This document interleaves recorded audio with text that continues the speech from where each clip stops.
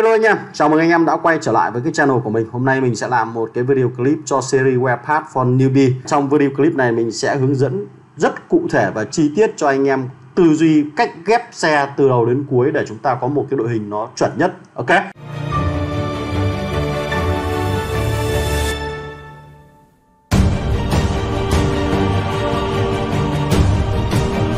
Mình ở đây đã lập ra một cái bảng Excel để anh em chúng ta có thể theo dõi nó cụ thể hơn về cái tư tưởng và cái lộ trình để mình có thể ghép được các đơn vị lên cao nhất có thể. Mình đã có 2 video clip liên quan đến cái phần ghép xe, đó là tư duy về ghép xe và đội hình. Cái clip thứ hai là những sai lầm phổ biến của những người chơi mà ở giai đoạn đầu game hoặc là của những anh em newbie. Đó, đấy là vấn đề về ghép xe, bởi vì khi chúng ta ghép sai là hầu như cái con ác của chúng ta sẽ phải bị bỏ hoặc là chúng ta không thể chơi được nữa bởi vì nó yếu lắm.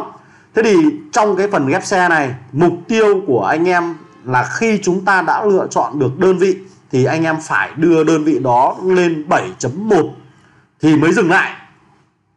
Hoặc là chúng ta dừng lại ở các mốc là 6.1 hoặc là 5.1 thôi. Còn mục tiêu về sau này chúng ta phải hướng đến là cái phần 7.1 này. Chứ còn anh em đừng ghép lỡ cỡ. Mình thấy rất nhiều anh em ghép chỉ dừng lại ở 7.0 là chúng ta sẽ bị sai lầm. Và nhiều người chơi OB sẽ cho rằng cái ắc của anh em là đang bị hóa vàng. Hóa vàng là chúng ta có rất nhiều đơn vị 7.0 khác nhau trong cái ắc của mình, và nhiều đơn vị như vậy thì chúng ta sẽ rất khó để sửa và rất khó để mạnh được về sau nhé. Cho nên là toàn bộ cái yêu cầu là phải lên được 7.1, tức là 2 sao 1 vạch như thế này. Thế thì anh em có thể sử dụng cái bảng này để chúng ta đóng đinh cái lộ trình của mình khi mà mình ghép xe. Ví dụ mình lấy là đơn vị ghép xe là SH Super Heavy Tank, có đơn vị khởi đầu là 5 sao với cái con là Lion. Thế thì nhìn vào cái bảng này là anh em sẽ cần phải có ít nhất 12 con Lion là chúng ta có thể đưa được nó lên 7.1. Thế thì bây giờ 12 con Lion đấy thì mình phải chắt chiu, mình phải lưu trữ lại và mình không được dùng nó để làm phút cho những con khác. Anh em lưu ý nhé, không được dùng nó để làm phút cho những cái con khác. Thế thì con Lion, 2 con Lion đầu tiên anh em sẽ ghép được lên một con 5.1 thì chúng ta dừng lại cái con 5.1 ở đây. Đó. Tiếp tục anh em lại dùng 2 cái con Lion khác để đưa nó lên 5.1 nhé. Tuy nhiên là mình thấy rất nhiều anh em là sử dụng cái con Lion 5.1 này là 3 con Lion 5.1 để ghép vào với nhau, cực kỳ phí phôi. Thì mình đã có một dòng đây là chúng ta không nên sử dụng những cái đơn vị này để làm phôi cho những cái phần ghép xe khác. Đó. Thế thì khi mà đến 5.1 rồi thì mình có thể sử dụng 2 cái phôi của con khác. Đấy, ví dụ anh em dùng H Đức hoặc bộ binh Đức. Đấy, hoặc là pháo chống tăng Đức, diệt tăng Đức, hoặc là xe tăng hạng trung Đức để cho cái con SH này nó ăn. Với việc sử dụng như vậy thì anh em sẽ đưa nó lên được 6 chấm. Đấy, thì chúng ta lại có là 2 cái con 6.0 thì chúng ta sẽ lên 6.1. Tương tự như vậy, đối với cái mức độ 6.1 này mình lại thấy rất nhiều anh em hy sinh 2 con SH 6.1 để đưa nó lên 7 chấm. Điều này lại là sai lầm. Đấy. Thì nhìn vào màu đây là chúng ta chỉ cần sử dụng một con 6.1 thôi là đã đủ khả năng đưa nó lên 7.0 rồi. Anh em lưu ý. Đấy, như thế này thì chúng ta chỉ cần là kiếm được 3 con SH 6.1 thôi là anh em đã có khả năng đưa nó lên tối đa rồi. Ok. Riêng những con là 5 sao mới có thì anh em không được phép làm phôi. Mình thấy nhiều anh em cho cả máy bay, dùng cả máy bay tiêm kích hoặc là máy bay bomber để cho SH nó ăn. Đấy, thì sau này anh em cần lên máy bay thì kiếm đâu ra phôi, kiếm đâu ra thẻ để chúng ta lên bây giờ nhá. Ở đầu game chúng ta không có nhiều thẻ, không có nhiều đơn vị để mở ra, cho nên chúng ta càng phải chắt chiu và anh em không được nóng vội. Ok. Vì nhìn vào bảng này thì chúng ta cứ theo cái lộ trình này thôi. Ở đây cái màu là chúng ta đi theo một cái màu. Đấy, từ màu tím là chúng ta sẽ lên được 6.0.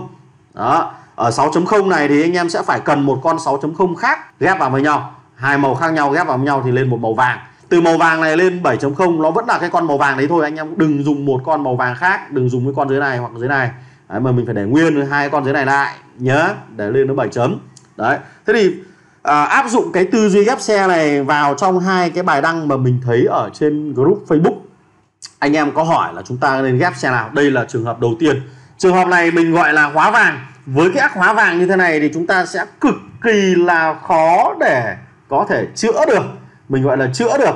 Đấy, trừ khi là anh em nạp tiền, anh em đầu tư rất nhiều tiền vào thì mới gỡ gạc được cái phần này. Còn nếu như để chữa thì cũng chữa được thôi, nhưng mà nó cực kỳ là yếu. Bởi vì tại sao? Mình có một cái con này, đấy, một con này, đấy, hai cái con này là hai loại khác nhau nhưng mà lại gì 7.0. Đấy, thế thì theo như cái bảng này là anh em sẽ cần phải có 3 con 7.0 giống nhau. Lưu ý nhé, 3 con 7.0 giống nhau mới ra được con 7.1. Tức là gì? Anh em sẽ cần phải có cái con này, đấy, ghép vào đây. Đấy, con này ghép lên đây. Thế thì con này bao giờ mới ghép được lên 7.1 để dùng bây giờ? Đấy, cực kỳ là lâu, cực kỳ là tốn kém. Thế bây giờ là sang cái phe Liên Xô, phe màu xám này, anh em nhìn thấy đây là một cái 7.0 này, đây là một cái 7.0 nữa này, và đây là một cái 7.0 đấy này. Đấy, đây là sai lầm. Nếu như anh em mà lắng nghe các cái video clip của mình thì hiện tại là anh em đã có một đơn vị 7.1 từ ba con này nó ghép vào chẳng hạn. Đấy là chúng ta đã có một đơn vị 7.1 rồi. Đấy nhá. Đấy, hoặc là gì mình đã có BM 7.1 như thế này rồi. Nhưng hiện tại là đang 2-3 con như này làm sao mà ghép được? Không thể ghép được, sai lầm. Đây chính là sai lầm của các bạn. Nếu như cái ắc này không sửa ngay, mình thấy là anh ta đang định lên cái con này, xe tăng hạng chung của màu đỏ cũng lại 7.0 nữa, lại một cái sai lầm tiếp theo. Và như thế này thì vứt cái con ác này đi là vừa rồi. Ok. Đó, đấy, cho nên là khi mà mình ghép xe ấy, phải làm sao tập trung được giống như cái con này, đây này, đấy, giống như cái này. Đưa nó lên đây thì chúng ta mới dừng lại, mới nghĩ đến đơn vị khác. Khi mà nó đã lên được 7.1 như thế này rồi thì anh em có thể nghĩ đến xe tăng hạng chung như này, ok, hoặc thêm một con pháo nữa là ok. Đó, thì đây là tuyệt vời. Nhưng hai cái phe còn lại là bạn ấy đang bị sai. Với cái logic ghép xe như vậy thì đối với cái ắc của bạn này, bạn cứ hỏi mình, bạn nhắn tin riêng cho mình, bạn hỏi là thế về theo anh thì em ghép xe như nào. Bạn dừng ở đây cực kỳ là một cái lựa chọn tuyệt vời. Mình xin nói là tuyệt vời bởi vì sao? Chúng ta có thể nhìn thấy toàn bộ là những cái đơn vị dạng chỉ là 7.6.1 như thế này. Ok. Đó, đây mình chỉ nhìn thấy nó như thế này thôi thì là thật là tuyệt vời. Đấy, như này. Đấy, thấy chưa? Anh em nhìn thấy không? Đấy, bạn ấy có một cái chơi rất cẩn thận là chúng ta phải dừng lại để chúng ta chờ đợi và chúng ta hỏi những người đi trước. Thì như này bạn hỏi thì nó mới chuẩn này, này, những cái đơn vị như thế này là cực kỳ chuẩn. Bởi vì mình gọi những cái đơn vị này gọi là phôi, và những cái phôi này có thể giúp đơn vị chính của mình lên level, lên cái cấp sao cao hơn. Ok. Thế thì trong cái video này bạn ấy hỏi là chúng ta nên nâng đơn vị nào thì mình khuyến cáo như sau. Đó, anh em vẫn phải focus vào cái con này để đưa nó lên 7.1. Đấy, 7.1 mà muốn 7.1 thì chúng ta cần phải con này nhân với lại 2, tức là nhân 3. Ngoài con này còn nhân 3 nữa. Vậy thì mình có thấy phút ở đây rồi. Đây con này là 1. Đấy, đây là 1. Đấy, đây là 2. Đó, hai con này nó sẽ ghép vào đây. Hai con này ghép vào đây. Đó. Thế thì muốn hai con này ghép vào đây thì mình phải lên lần lượt. Điều đó có nghĩa rằng là anh em sẽ cần phải có 3 con 7.0, 3 con 7.0 như thế này. Thế thì muốn như thế là mình phải hy sinh con này vào đây thôi. Đó, hy sinh vào đây thì mới ghép được nhé. Và con này cũng hy sinh vào đây luôn. Đấy. Thế thì trong trường hợp này bạn có thể đưa cái con này lên 7.0 sớm bằng cách là ghép như này. Đấy. Tuyệt vời. Ác này thật tuyệt vời. Ok. Tương tự như tiếp theo đến cái phe, đến cái con pháo này. Con pháo này mà cũng phải đưa nó lên 7.1 thì mới dừng lại. 7.1 ở đây thì mình sẽ phải nhân với 3 con pháo này nữa. Lưu ý 3 con pháo này nữa. Cho nên ở đây mình thấy là gì? À, đây mới có một con. Đó, đây có một con. Đấy. Và con này là con thứ hai. Con này là con thứ hai. Thế thì trong trường hợp này thì mình sẽ phải focus vào cái con này trước. Đấy là bộ binh có thể đập vào đây để lên. Đó. Cái con này là gì? À, H này đập vào đây. BM này đập vào đây. Đó. Bộ binh vào cái con M này. Đấy, đập vào. Đấy, vậy là chúng ta đã sẽ có một cái con pháo lựu 7.1 tuyệt vời. Đấy. Thì nhiệm vụ là anh em sẽ phải, đây mình còn xin lỗi anh em là còn bỏ phí con này nữa. Đấy, ghép vào đây là được một cái con 7.0 rồi. Đấy, con này là 7.0 rồi. Ok. Đấy. Cộng với con 7.0 đây nữa là được một con rồi, đây sang đây 2 con nữa. Đấy. Nhá, con này sang đây thêm một con nữa. Đấy là tuyệt vời rồi. Là cái ác này cực kỳ đẹp, là chúng ta sẽ có 2 đơn vị chủ lực. Đấy, con này nữa đây. Đấy. Mình sẽ có 3 cái đơn vị chủ lực, là một là SH, đây là chủ lực này. 2 là pháo này là chủ lực này, và 3 là cái con pháo này là chủ lực. Đấy. hai đơn vị, hai slot còn lại bạn không có đơn vị nào khỏe thì bạn cứ có cái gì bạn lắp vào. Mình không yêu cầu về level, mình không yêu cầu về đồ đạc cho hai cái slot đó. Ok rồi, thì thông qua hai cái ví dụ này thì mình hy vọng là anh em đã có thể có được một cái tư duy để ghép xe. Còn nếu như anh em vẫn không chắc chắn là mình lựa chọn được đơn vị nào và mình ghép đúng hay sai, thì chúng ta cứ lên như áp dụng như bạn này thôi, là dừng lại ở cái mức độ là 6.1 và mình hỏi các bậc tiền bối đi trước. 6.1 như thế này, tuyệt vời. 6.1 như này, tuyệt vời. Ok, tuyệt vời.